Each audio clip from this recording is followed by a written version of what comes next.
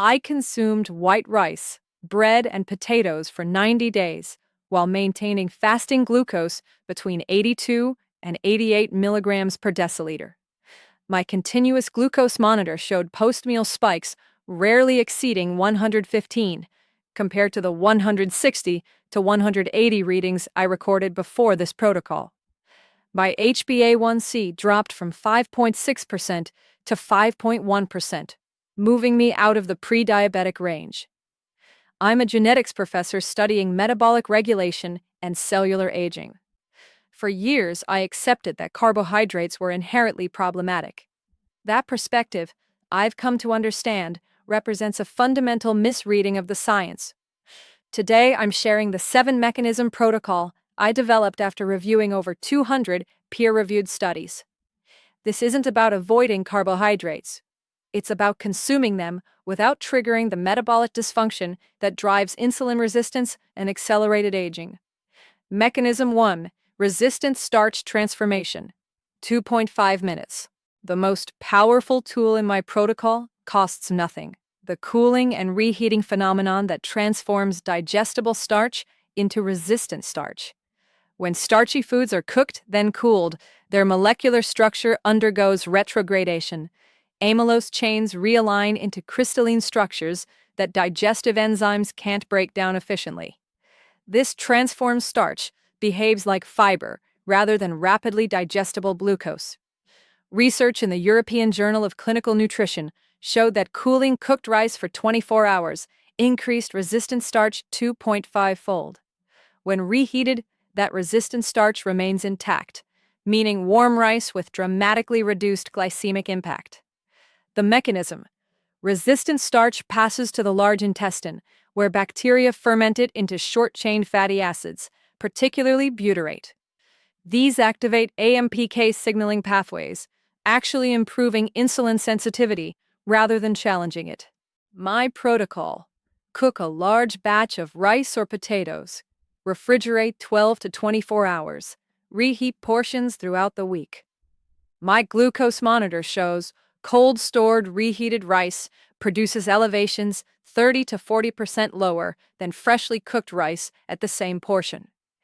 Each reheating cycle increases resistant starch further.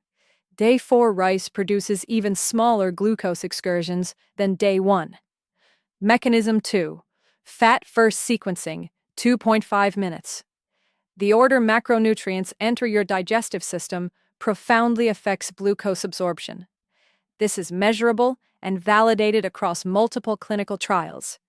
When fats and proteins reach the small intestine before carbohydrates, they trigger GLP-1 and CCK release. These hormones slow gastric emptying, meaning carbohydrates enter the bloodstream far more gradually. The same glucose absorbed over 90 minutes produces a fundamentally different metabolic response than glucose absorbed over 30 minutes. Research in diabetes care showed that consuming protein and fat 15 to 30 minutes before carbohydrates reduced post-meal glucose peaks by 36%. I call this the appetizer protocol. Before any carbohydrate meal, I consume a small portion of fat and protein, a tablespoon of olive oil with cheese, or nuts with fish. This pre-meal fat bolus acts as a metabolic buffer. The mechanism involves delayed gastric emptying through CCK receptor activation, combined with enhanced first-phase insulin secretion from incretin hormones.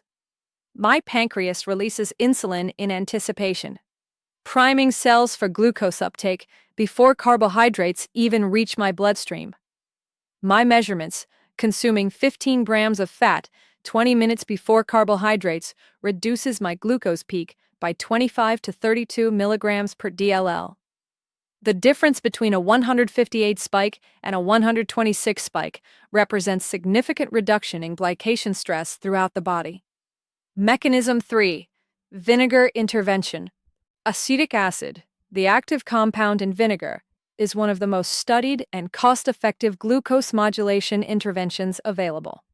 When consumed before or alongside carbohydrates, acetic acid inhibits disaccharidase enzymes in the intestinal brush border. By slowing this enzymatic activity, vinegar extends carbohydrate digestion time, flattening the glucose curve. Additionally, acetic acid activates AMPK in skeletal muscle, enhancing glucose uptake independent of insulin. Research in the Journal of the American Dietetic Association showed 2 tablespoons of vinegar with a high carbohydrate meal reduced post-meal glucose by 34%. The effect extends beyond immediate modulation. Studies in diabetes care showed vinegar improved whole-body insulin sensitivity by 19 to 34% in insulin-resistant subjects over several weeks. My implementation? 1 to 2 tablespoons of raw apple cider vinegar diluted in water, consumed 15 to 20 minutes before carbohydrate meals. I've documented consistent 20 to 28 milligrams per deciliter reductions in glucose peaks. Mechanism 4. The fiber matrix effect. 2 minutes. The physical structure of food profoundly affects glucose absorption. When carbohydrates exist within an intact fiber matrix, enzymes can't access starch molecules readily. This explains why whole fruit produces different glycemic responses than fruit juice. Soluble fiber forms a viscous gel that physically impedes glucose absorption, coating the intestinal wall and slowing glucose transport. Research in nutrition reviews showed adding 10 grams of soluble fiber to a carbohydrate meal reduced glucose excursions by 25 to 35%. Beyond the barrier effect, prebiotic fibers reaching the large intestine trigger GLP-1 secretion, improving glucose tolerance through enhanced insulin secretion and reduced glucagon release.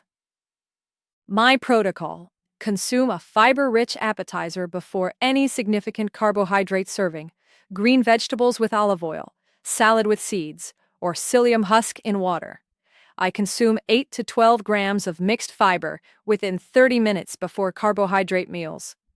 My glucose data shows identical carbohydrate portions produce 25 to 40% lower peaks when preceded by adequate fiber. The curve shape changes from sharp spike and crash to a gentle hill rising and descending gradually. Mechanism 5. Post-meal movement. 2 minutes. Skeletal muscle is the body's largest glucose sink. When muscle cells contract, they activate GLUT4 channels through an insulin-independent pathway, meaning movement clears glucose even when insulin sensitivity is compromised. The mechanism involves AMPK activation in contracting muscle fibers, triggering GLUT4 translocation to cell membranes for direct glucose uptake. Research in diabetologia showed a 15-minute walk beginning 30 minutes after a carbohydrate meal reduced glucose peaks by 22%, with effects persisting up to 3 hours. Timing is critical. Glucose peaks typically occur 45 to 75 minutes after carbohydrate consumption. Movement during this window intercepts glucose at its peak, channeling it into muscle rather than letting it circulate and drive glycation. Walking 20 to 30 minutes post-meal outperforms walking immediately after eating. I've implemented a non-negotiable 15 to 20-minute walk following every substantial carbohydrate meal. This isn't intense exercise. It's gentle movement at conversational pace.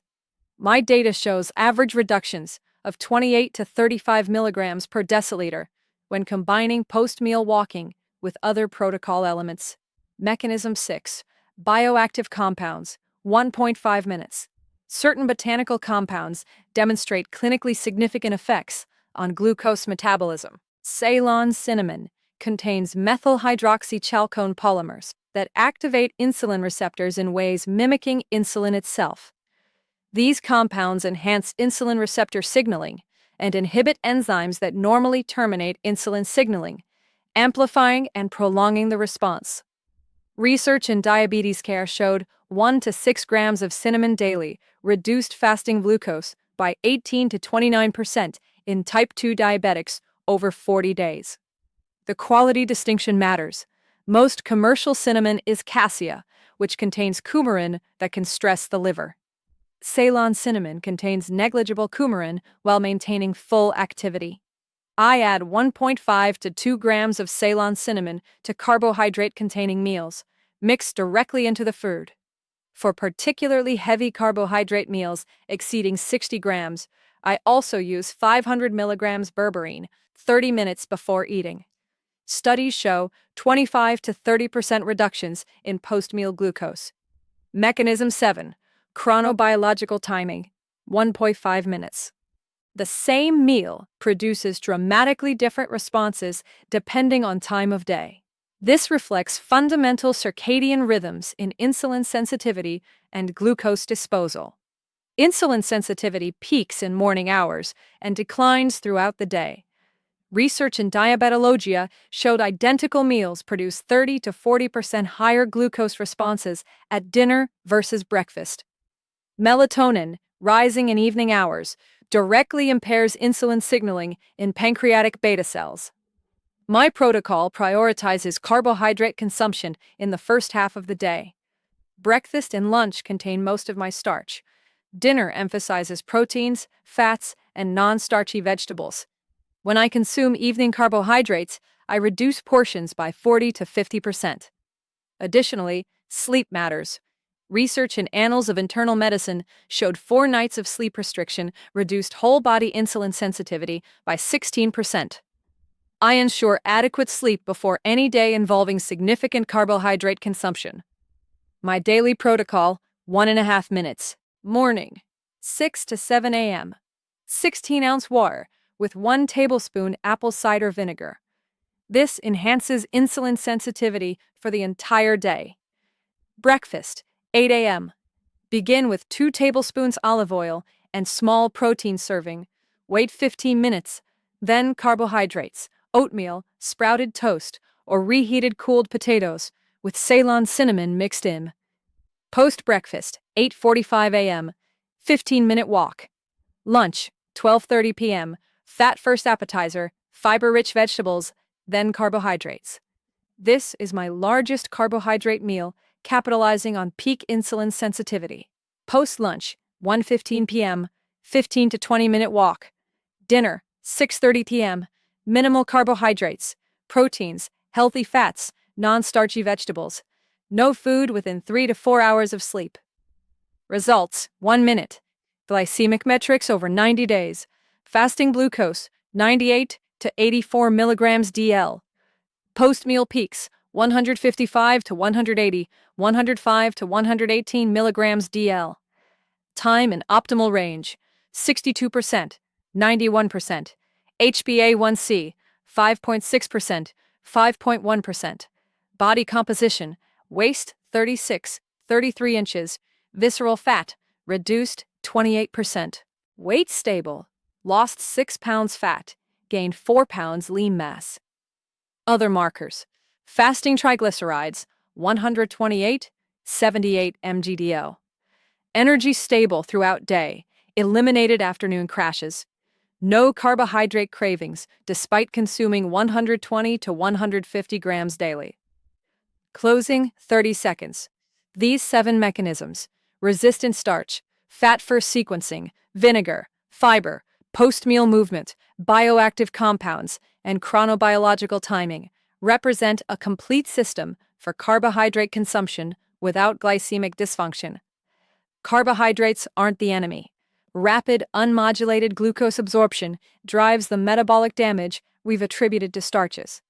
By implementing these physiological principles, we can enjoy these foods while protecting our health.